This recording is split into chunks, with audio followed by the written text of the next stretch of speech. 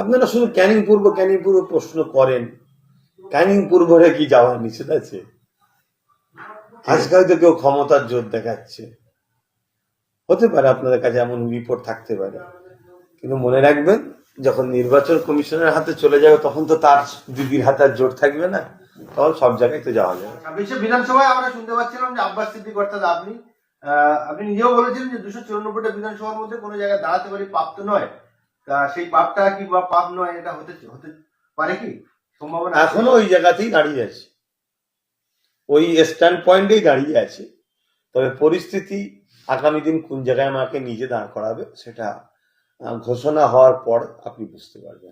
আপনাদের দলের বেশ কয়েকজন রাজ্য কমিটি নেতার সঙ্গে আমরা এই নিয়ে আলোচনা করেছিলাম, তাদের বক্তব্য নিয়েছিলাম যে না আব্বাস ভাইজান দাঁড়াবেন না, কিন্তু উনি যে কটা সিট আমরা পাই 40 বা 40টা সেই সিটগুলো প্রচার করার জন্য আমরা দাবি করেছি এবং উনি সহমত হয়েছেন। কি বলবেন?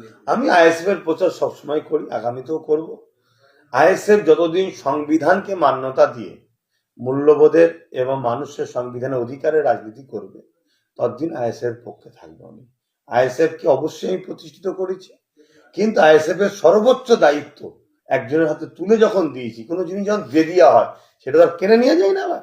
সেটা আমার ধর্মের অ্যাঙ্গেলেও নিষেধ, মানবতার দিক দিয়েও মনুষ্যত্বের দিক দিয়েও ঠিক না। তাহলে সেই জায়গায় আমি সর্বসময় সর্বদিক দিয়ে আইএসএফ এর প্রচার করি, সহযোগিতা করি, আগামীতেও করব, এখনো করছি। কিন্তু যেদিন দেখবো আইএসএফ সংবিধানকে মান্যতা না দিয়ে, মূল্যবোধকে মান্যতা না দিয়ে, মানুষের রুজি রুটির কথা না ভেবে অন্যদের মতো যেমন মোদি করছে, বিজেপি করছে, মমতা করছে, ধর্মের দিকে বেশি গুরুত্ব দিচ্ছে, মানুষকে শোষণ করছে, লুটছে, এরকম দিকে যদি চলে যায় তাহলে আমি বলবো তোমাদের রাজনীতি না করে তোমরা যেটা পছন্দ করেছো সেই লেবাস লাগিয়ে কেউ পণ্ডিত হও, কেউ মৌলানা হও, এইসব করতে যাও। রাজনীতি করার কি দরকার? তা তখন থেকে আমি বিরোধী করবো। আপনি বলছেন যে আমি 25টা করে দলটা তৈরি করে দিয়ে দিয়েছি, ঠিক আপনার পরিপ্রেক্ষিতে আমি প্রশ্ন করি যে মমতা ব্যানার্জি 1998 সালে তৃণমূল দল প্রতিষ্ঠিত করেছিল, তিনি যদি 25টা করে অন্য কাউকে দিয়ে দিতেন যে আমি পিছনে আছি আপনারা লড়াই করেন, অর্থাৎ আমি ক্যাপ্টেন আপনারা খেলুন, তাহলে কি মমতা ব্যানার্জির দল বা মমতা ব্যানার্জি মুখ্যমন্ত্রী হতে পারতো? মমতা ব্যানার্জি দল প্রতিষ্ঠিত করেন, আপনি জানেন না। যে করেছিল তার মধ্যে একজন কিছুদিন আগে পথ হয়ে গেল, আর একজন যে করেছে তারা পুরো পরিবার সহ বাংলার বাইরে আছে, এসব খোঁজ রাখবেন আপনার মিডিয়ার মানুষ, যাকে আমি জ্ঞান দিচ্ছি না। মমতা ব্যানার্জি তো সেই কি বলবো, রান্নাটা লেসে বাগাতে দিয়েছে, যে ভাঙর পথ দেখিয়েছে আইএসএফ।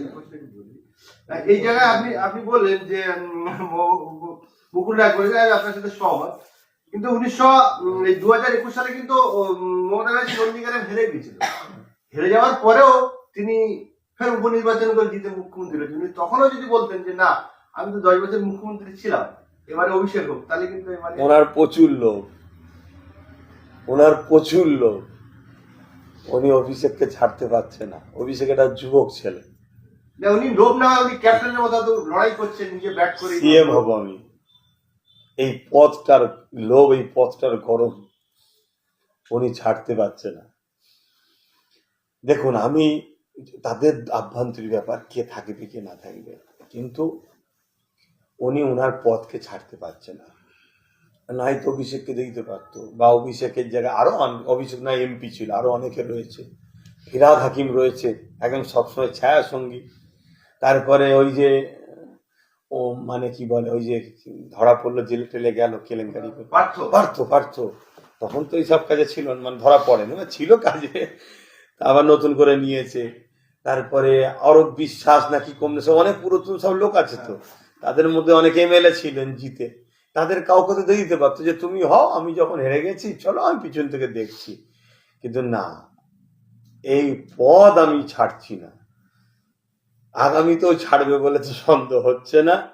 কথা বুঝে আসছে? যতদিন রয়েছে একমাত্র মানুষ যেদিন বলবে তোমরা একেবারে যাও, সেদিন দেখা যাবে হয়তো অন্য দলের সাথে জোট করে, আবার বিজেপির সঙ্গে জোট করে হয়তো পদে না চলে আসে। আবার আপনি যেমন বলছেন যে ওনার লোক আছে, আবার এও হতে পারে যে উনি ক্যাপ্টেন হয়ে দলটাকে কুন্দ হয়ে ঘাড়ে করে নিয়ে চলে বেড়াচ্ছে, এরকম হতে পারে। না, হতে পারে ভাবাটা তো ভুল।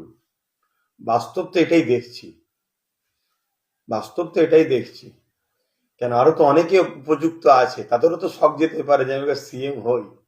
পশ্চিমবাংলায় 10 জন মুসলিম প্রভাবশালী লোকের মধ্যে আব্বাস সিদ্দিকী একজন। এই আব্বাস সিদ্দিকী যদি আইএসএফ এর হয়ে প্রচার করে বা আইএসএফ এর যদি কোনো জায়গায় প্রার্থী হয়, দু জায়গায় প্রার্থী হলে আমার মনে হয় তিনি জিতে যাবেন। তাহলে আব্বাস সিদ্দিকী যেটা মমতা ব্যানার্জি যেটা করছেন ক্যাপ্টেন হয়ে, আব্বাস সিদ্দিকী সেটা কেন করতে পারছেন না? না, ওনাকেই যে আমার ফলো করতে হবে এমন তো ব্যাপার নয়। আমার স্টাইল আমার কাছে, তার স্টাইল তার কাছে, আমার হবি আমার চিন্তা আমার কাছে, তার চিন্তা তার কাছে। আর তবে শেষ আমি এতটুকু মনে করি, মানুষকে আগিয়ে দিয়ে তার পিছনে কোনো নিঃস্বার্থে লোভ না করে, পদের লোভ না করে, সমাজের সেবার জন্য মানুষকে আগিয়ে দেওয়া, তার পিছন থেকে থাকা, এটা আমার পছন্দ। প্রচার করবেন না? অবশ্যই অবশ্যই ক্যানিং পূর্ব বিধানসভা প্রচারে যাবেন? সব জায়গায় যাও, কেন যাবো না? আপনারা শুধু ক্যানিং পূর্ব প্রশ্ন করেন, ক্যানিং পূর্বরে কি যাওয়ার নিষেধ আছে? আজকে হয়তো কেউ ক্ষমতার জোর দেখাচ্ছে, হতে পারে আপনাদের কাছে এমন রিপোর্ট থাকতে পারে, কিন্তু মনে রাখবেন যখন নির্বাচন কমিশনের হাতে চলে যাবে তখন তো তার দিদির হাতে আর জোর থাকবে না, তখন সব জায়গায় তো যাওয়া যাবে। নওশাদ সিদ্দিকী এবং আপনাদের রাজ্য কমিটির নেতা আব্দুল মালিক বলেছেন যে গতবার থেকে প্রয়োজনে কম সিট নেব, আমরা জোট করে ঐক্যবদ্ধ হয়ে লড়াই করবো। সেই জায়গায় আপনি বলছেন 10টা সিট বেশি চাচ্ছে, তাহলে তো না, এটা যখন আলোচনা হয়েছিল প্রথমবার তখন শুনেছিলাম 10টা।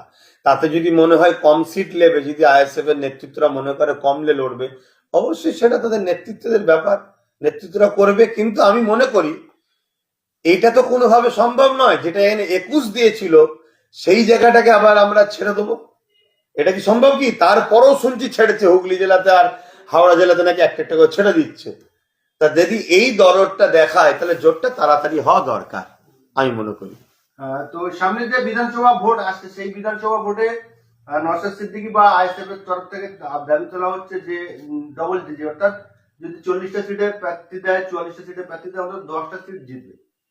কিন্তু এই 10টা সিট যদি জেতে নওশাদ সিদ্দিকী, সেই 10টা সিট 5 বছর থাকবে বলে মনে হয় আইএসএফ। ইতিমধ্যেই আইএসএফ এর বিভিন্ন জায়গায় পঞ্চায়েত সমিতি, আপনার পঞ্চায়েত সদস্য তারা আইএসএফ থেকে জিতে তৃণমূলে চলে গেছে।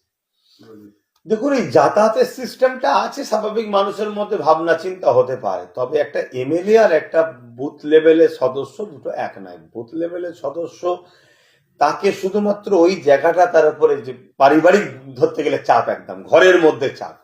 আর একটা এমএলএ তার এলাকাটা অনেক বড়, একটা এমএলএর পাওয়ার একটা বুথের সদস্যের পাওয়ারও সমান নয়।